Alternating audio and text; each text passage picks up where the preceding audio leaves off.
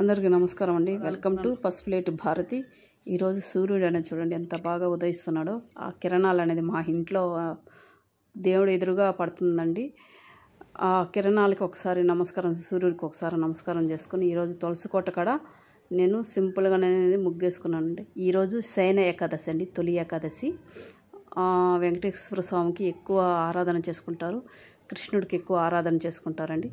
ఈరోజు చాలా సింపుల్గానే ముగ్గు వేసుకున్న 7 చుక్కలు 4 వరుసలు సందు చుక్క వచ్చేదాకా ఆ ముగ్గు వేసుకున్నానండి. వేసుకొని 6 పక్కలు అనేది తామర పువ్వు, ఈరోజు ఏకాదశి కదండి. తర్వాత 6 పక్కలు అనేది తామర పువ్వులతో ముగ్గు వేస్తున్నానండి. అన్ని వైపులు అనేది తామర పువ్వులు అనేది ముగ్గు వేసుకున్నానండి ఈరోజు సింపుల్గా. ఎవరైనా చూడకుండా ఉంటే చూడండి, ఇది సింపుల్గానే వేసానండి, గిర్రలతోనే వస్తుంది కాబట్టి వేసాను అండి.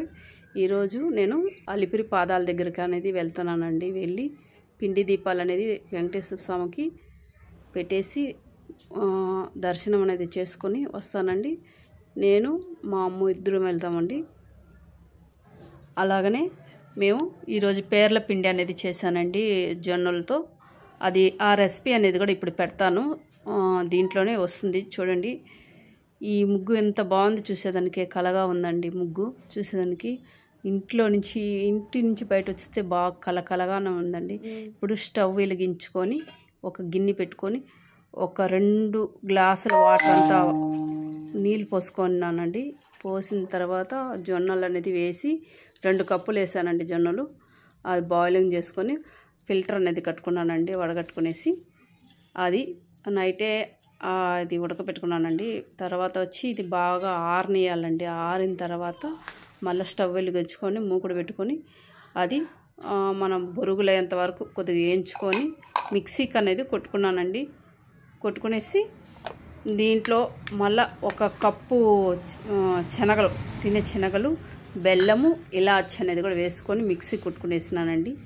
అదంతా ఒక మిక్సీ కొట్టుకున్నంత ఒక ప్లేట్లో వేసుకొని మొత్తం కలిపేసి దేవుడి ప్లేట్కి అనేది నైవేద్యం తీసుకున్నానండి. తర్వాత ఏకహారతితో దీపాలన్నీ వెలిగించుకొని అగరవత్తులు అనేది వెలిగించుకొని దేవుడికి చూపించినానండి. చూపించేసి మనం ఆ పూల అలంకరణ అనేది కూడా చేసుకున్నాం. ముందుగానే హారతి ఇచ్చేసుకొని మనం అలా కాసేపు ధ్యానం చేసుకొని దేవుణ్ణి మనం పూజ చేసుకోవడం అనేది, నేను చేసిన ప్రసాదం అనేది కూడా పెట్టానండి.